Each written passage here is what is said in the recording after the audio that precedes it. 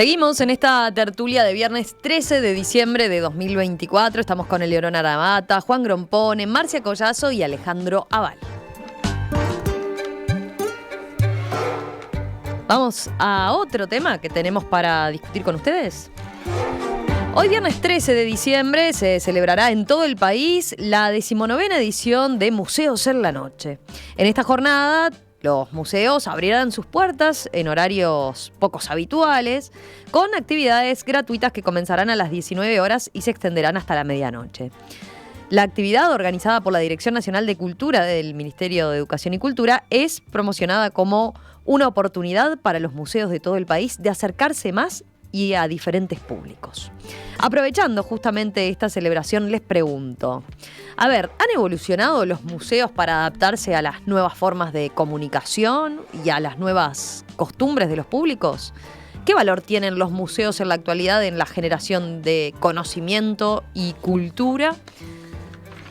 ¿Quién arranca? ¿Se miran? Dale, Juan.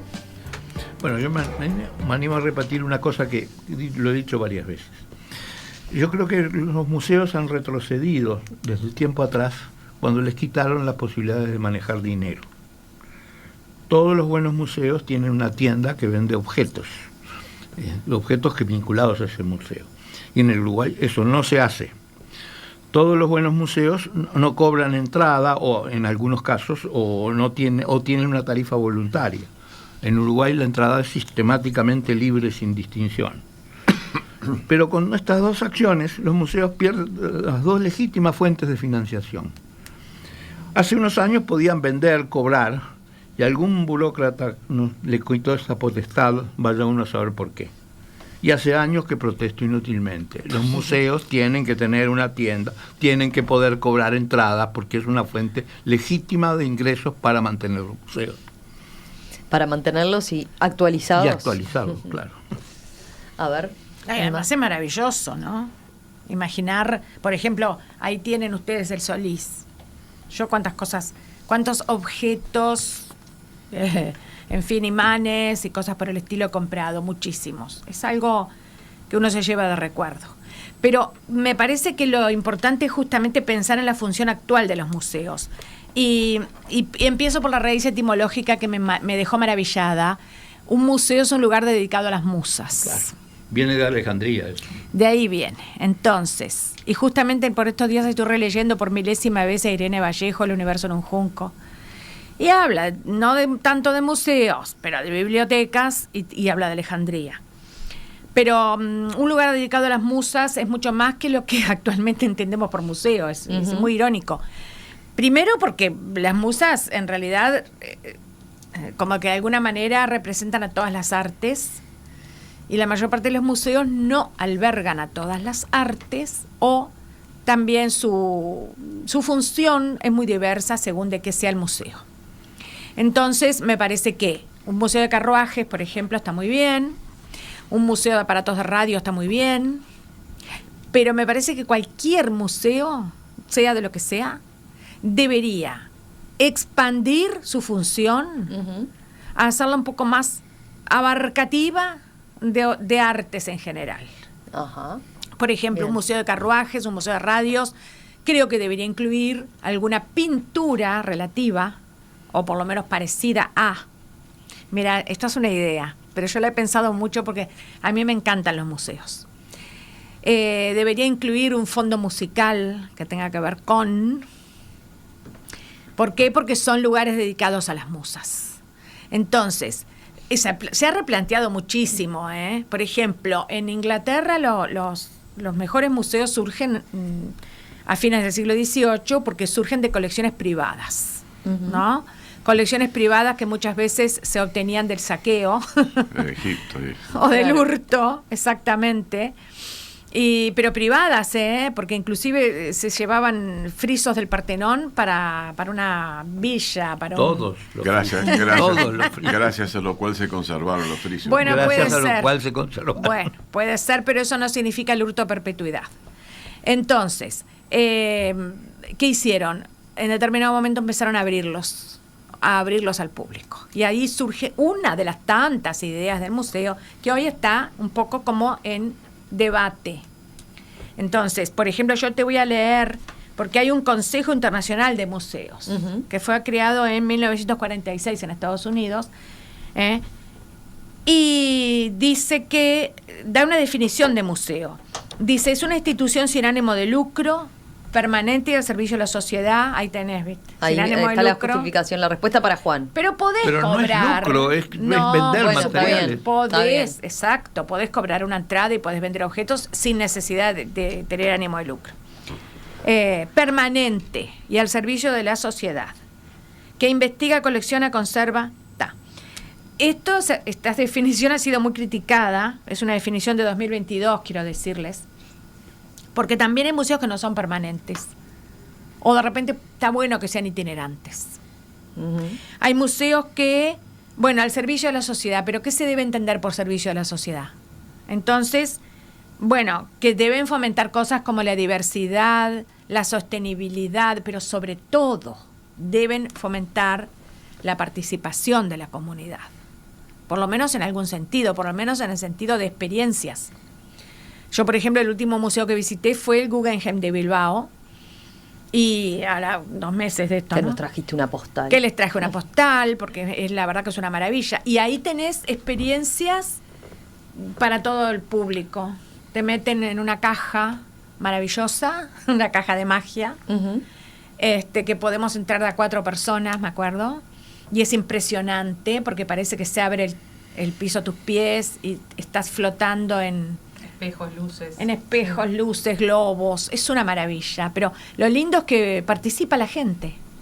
Vos formas parte del museo en ese momento, un museo vivo. Entonces, bueno, creo que la función actual de los museos es una interrogante abierta en construcción. A ver, los demás, Eleonora. Me gusta, voy a decir una cosa cortita sobre lo de la cuestión esta de la noche de los museos, porque tiene que ver también con algo que creo que tenemos que decir y que hablar sobre la visita a museos. Esta cuestión es una movida, más que nada, una movida urbana más que para visitar museos, para que se arme algo. Y me parece buenísimo que pase así como el Día del Patrimonio, como la Noche de las Librerías, la Noche de los Museos, porque hace que estas instituciones que antes o siempre las creímos o las veíamos o en el imaginario colectivo son como más sacralizadas, estén más cerca de todos y de todas, y entonces eso las hace más accesibles. O sea, ya ir a un museo no es algo, no, es algo más accesible para la población en general, y creo que es un buen abordaje que se haga desde este lugar. También me parece que es importante no tenerle miedo a la palabra entretenimiento y no pensar que un museo solamente es una cuestión de cultura. No, es entretenimiento. Ir al museo es entretenimiento. Y es entretenimiento para todas las edades. Los niños disfrutan muchísimo los museos. Cuando dicen, ay, no, el niño se va a aburrir. No, los niños disfrutan muchísimo los museos. Los adolescentes también, los adultos también lo disfrutamos. Entonces, creo que le tenemos que sacar la connotación negativa que alguno pueda creer que la palabra entretenimiento tiene, y asimilar el museo a eso, que es el entretenimiento también y el disfrute de la ciudad. Por otro lado, hay que buscar nuevas experiencias. Yo creo que los museos se están ayornando directamente por una cuestión edilicia, se están ayornando, están siendo mucho más amables con los visitantes, porque ya no te morís de frío en invierno, no te morís de calor en verano, están bien iluminados, las bombitas de luz están todas prendidas. O sea, hay un cuidado que tal vez hace unos años no había. Bueno, hay una mejora en algunos, en accesibilidad, por ejemplo. Bueno, esa además también, ¿no? Pero digo, hay una mejora edilicia y de mantenimiento que se está viendo, por lo menos la estoy viendo en los museos en el Uruguay, lo cual me parece muy importante, porque también nos devuelve ese museo habitable, ese museo visitable y disfrutable. Entonces creo que sí. A lo mejor todavía estamos lejos de tener un museo súper interactivo, de tener las tiendas de los museos, que son una de las atracciones enormes de los museos. De hecho, la tienda del MoMA a veces recibe más visitas que Sí, el que propio el MoMA. propio museo. Entonces, En el no Malva pasa lo mismo. En Y el en Malva pasa en lo el Louvre mismo. también. En el Louvre debe pasar Claro. también, sí. Y después también la importancia de las colecciones itinerantes y de la comunicación que hacen los museos. O sea, desde que existen las redes sociales, los museos han tenido un quiebre en el tipo de comunicación que hacen, que creo que han acercado muchísima gente, así como esto de participar en movidas urbanas como esta de hoy y lo que sea, pero en el mundo también hay un mayor acercamiento de las personas a los museos. No es una cosa de turistas, no es una cosa de personas que no tienen nada que hacer, no, es una cosa viva en la ciudad, y que está buenísimo que nos empecemos a dar cuenta, quienes vivimos en estas ciudades, que son disfrutables. Las muestras itinerantes son algo importantísimo también, porque te hacen ir al museo más de una vez en el año, a lo mejor en el año visitaste ese mismo museo. Cuando hay algunas instalaciones al aire libre que pueden no gustarte desde el punto de vista artístico, pero son novedosas y también son un llamador, yo creo que hay una movida importante y hay una revalorización de esto que es el entretenimiento y el disfrutar la ciudad, que a lo mejor tuvo algo que ver después de la pandemia, esto de salir a tomar las calles de esta forma. Bueno, pero si pensás en la pandemia, ahí muchos museos se ayornaron a nivel Sí. internacional, ¿no? Abriendo sus galerías, haciendo esas oportunidades de visitas virtuales, ¿no? Por ejemplo. Y bueno, y también la importancia de las colecciones privadas, de la apertura de las colecciones privadas que se han transformado en museos, o directamente que han sido cedidas o prestadas para que los museos las expongan, porque está buenísimo que ese arte quede al alcance de todos. Alejandro, ahora tengo un montón de mensajes de los oyentes sobre este tema. Bueno, Ahora para les mí cuento. el museo es un espacio con carácter general, es un espacio que visitándolo se presta para reflexionar sobre el pasado, ¿verdad? Para reflexionar sobre el pasado, básicamente es eso. Puede ser temático, naturalmente, ser el museo de los carruajes, como decía Marcia, o de los automóviles. O de los juguetes. O de los juguetes, que también lo hay, ¿no? Pero es algo que nos permite ubicarnos y establecer que no nacemos en algo que nace con nosotros, no, nacemos en un mundo que ya existía, ¿verdad? Las civilizaciones recogidas en los museos suelen ser, bueno, entre nosotros 2 o 3 siglos para atrás y no más de eso, pero en otros lugares del mundo algún milenio o más de un milenio, y nos muestran que la humanidad no vive en el momento en que se vive, sino que viene viviendo desde antes, y que además se va a proyectar al futuro. Es un lugar en el cual yo creo que se puede organizar la vida de uno mismo, ubicarse uno mismo. Ustedes dirán, bueno, que eso es demasiado complicado. No es complicado, es el sentido de los museos, mostrarnos qué era lo que había y cómo nos ubicamos ahora en el mundo. En el definitivo es eso, y qué es lo que pensamos del futuro, y darnos cuenta de que, bueno, estamos en una línea del tiempo en el cual nosotros estamos en el medio, y había un antes y viene después un después, ¿no? ¿Verdad? Eso es básicamente un museo. Y claro, ustedes dirán, bueno, pero eso se puede mejorar. Sí, claro que se puede mejorar con todas las cosas que ustedes iban mencionando, y que nos permite la nueva tecnología. Acá tengo una lista emplear. impresionante de los oyentes con cosas que se pueden mejorar los museos. Y sí, sin duda, no tengo la menor duda, pero no quiero insistir con eso. Yo, la verdad que en cualquier ciudad que vamos con mi esposa, terminamos siempre en algún museo, ¿no? Y en Chapultepec en México, en el Prado en España, o en el Louvre en Francia, o los museos del Vaticano, o el británico en Inglaterra, y hasta acá, como hablábamos con Juan, el Museo Gallino o Galino, en Salto, que son lugares excepcionales. Y sí, y creo que todos deberíamos acostumbrarnos a eso. O la Casa de la Valleja, como hablábamos hoy con Marcia, fuera de la tertulia, es un lugar excepcional, que lo tenemos muy a mano. Y claro que se presta para estar ahí un par de horas recorriéndolo y viviendo y sintiendo cómo uno en realidad no cayó del espacio. No, uno viene en una línea de continuidad y va a seguir después. Miren los mensajes, qué interesantes. A ver, por ejemplo, hablando de museos que se ayornan y acompañan nuevas movidas, dice Laura, en casa amamos el MAPI. Mi hija festejó sus 6 años en el museo con una propuesta brillante. Sí, sí. Todo el año visitamos los diferentes museos que por suerte tiene Montevideo. No solo en los viajes visitamos museos. Hay propuestas hermosas para visitarlos acá en Uruguay. Después, empiezo con lo primero. Juan, hay algunos que dicen, y está bien, lo recuerdan, Rosana, por ejemplo, plantea, hay algunos museos que acá tienen tiendas de souvenirs. Claro, no de las dimensiones que seguramente vemos en otros, ¿no? Por ejemplo, el Museo Nacional de Artes Visuales tiene una pequeña tienda. El Blanes tiene una tienda y un lugar donde dejar dinero a voluntad. Y Gurvich tiene una hermosa tienda y el Torres García también, dicen. Sí, y hay casas quintas como la de Luis Alberto Herrera que venden muy buenos libros y muy baratos. Bueno, el Maca también tiene una El tienda. Maca de tiene una libros tienda preciosa y de objetos. grande, sí. Sí. Después, por ejemplo, Gustavo dice, sobre los museos, acaban de ir 2 jóvenes francesas que estuvieron en su casa ahí haciendo un voluntariado. En una ida a Montevideo, dice, les sugerí que fueran al reinaugurado Museo del Gaucho y quedaron fascinados. Sí, este es un caso de los que sea... El del Banco República. El del Banco República.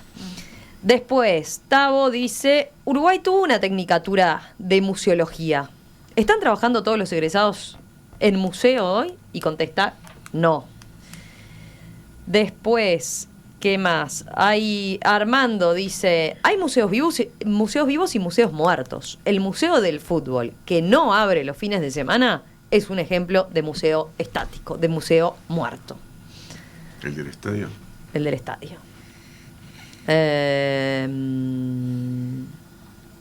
Hay cantidad. Bueno, ahora, ¿quieren hacer algún comentario más? Mientras Yo que quería agregar porto que... algún mensaje más, dale. Que también están las funciones propias de quien visita un museo o los objetivos. A mí, por ejemplo, me pasó durante mucho tiempo, mientras estaba escribiendo mi primera novela, Amores y Marrones, fui varias veces a Colonia del Sacramento y me la trillé toda Colonia del Sacramento de punta a punta porque... Es un museo. Porque es un museo, claro, es una ciudad museo, eso es lo que es, ¿no? Entonces casco histórico de punta a punta, por los 4 costados.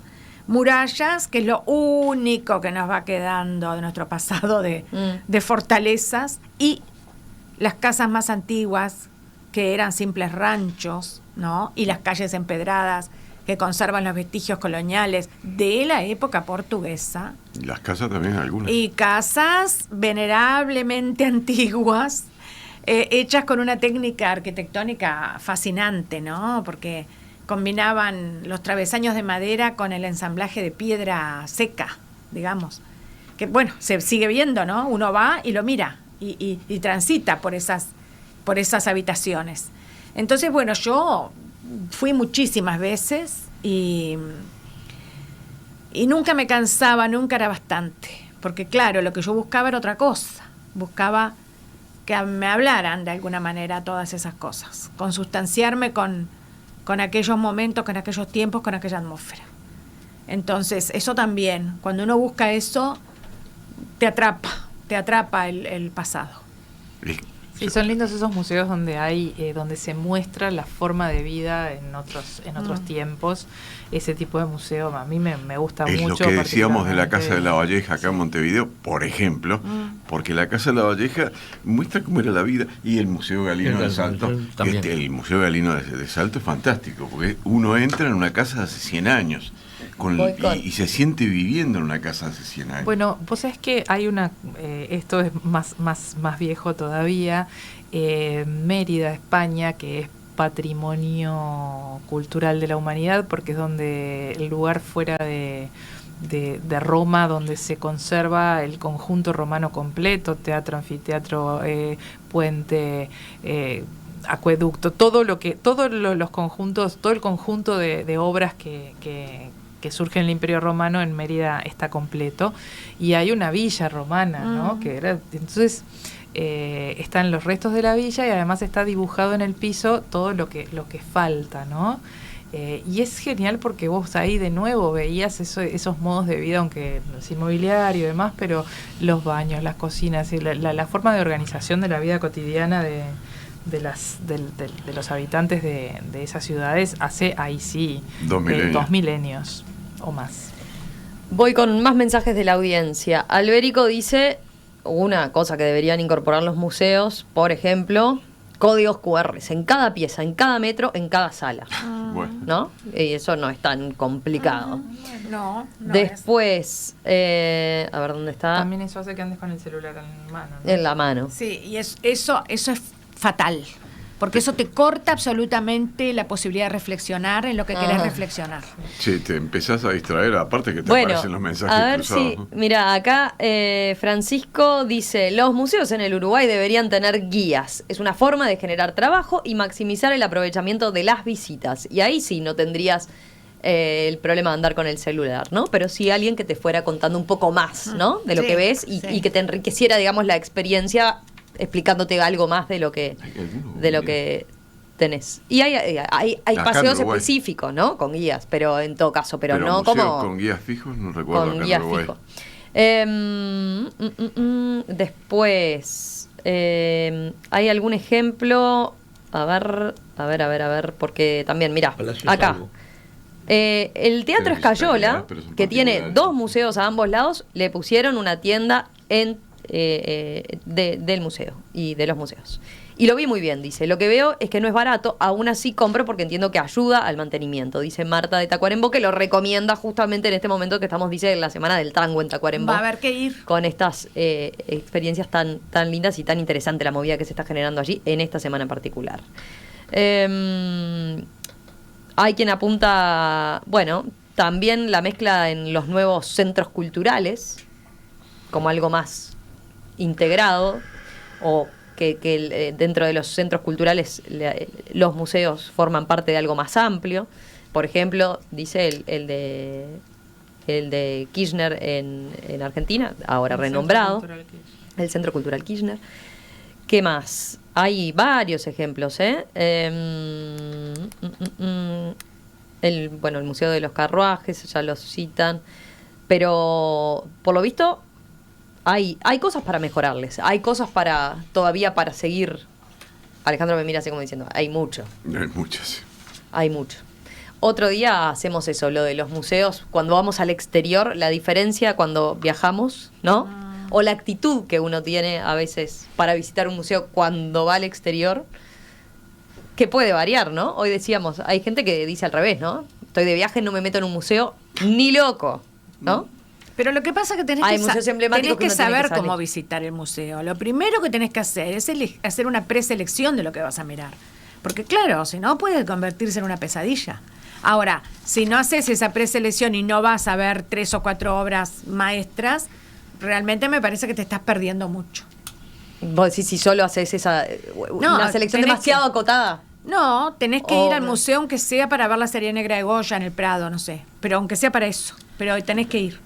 Claro, pero ese concepto de decir, estoy de vacaciones, ¿cómo me voy a meter en un museo? Sí, claro, amigo, metete en un museo. Claro, de por vacaciones y de no favor. vacaciones, cada vez que tengas la oportunidad. Es un momento muy disfrutable. La verdad, eso, inclusive disfrutable de dejar el celular y olvidarse del QR y todo eso. Entrás en el museo, yo qué sé, tenés una media horita, te das una vuelta por el museo, el silencio, la tranquilidad, el silencio o el tumulto. sonido que tengas que No, pero que Puede escuchar. haber algunos que también tenés el El tumulto. A mí me tumulto. parece que nosotros tenemos por suerte en Uruguay un volumen de museística que a veces no nos damos cuenta o creemos que no es tan vasto, y cuando nos ponemos a sacar las cuentas y a decir, bueno, pero está este y está este otro y está este otro, nos ponemos a recordar todos los espacios museísticos que tenemos para recorrer y para disfrutar, es un montón para el país somos.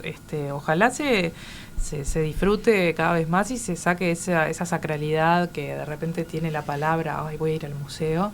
La solemnidad. La solemnidad y se empieza a disfrutar de otra manera. Me parece, hay cosas re lindas. Lo que está haciendo el Museo Nacional de Artes Visuales con ese patio afuera que también pasan cosas.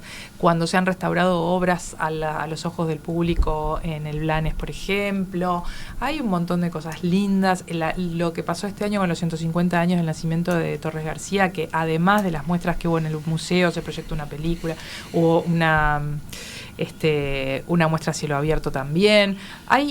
Me parece que estamos en un momento donde tenemos que aprovechar ese tren de popularización del museo y subirnos. Ahora hay una discusión con el código QR, ahora después en otro momento lo abordamos.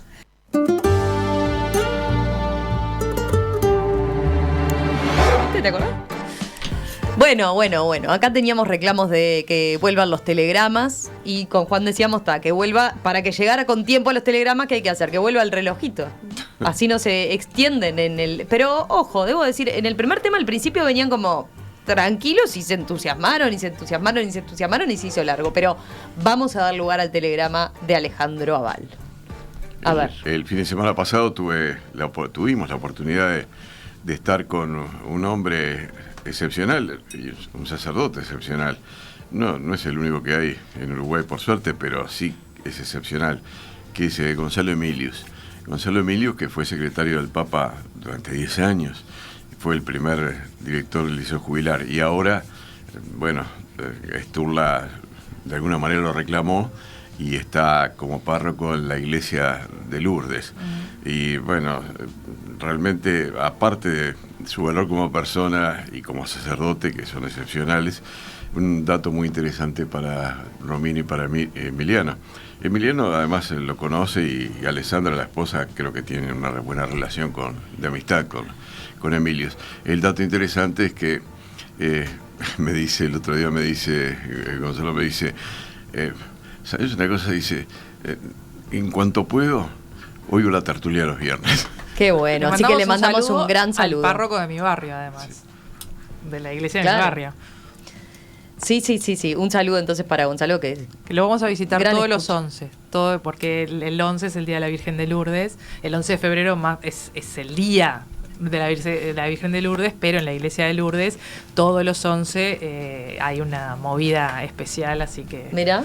Sí, cuando se puede se pasa por ahí. Muy bien. Bueno, vaya el saludo para él entonces. Sí. Bueno, nos despedimos. Alejandro Aval, Marcia Collazo, Juan Grompone, Eleonora Navata, gracias a los 4, un placer como siempre y nos reencontramos en los próximos días. Gracias a ustedes y buen fin de semana. Es un tipo excepcional.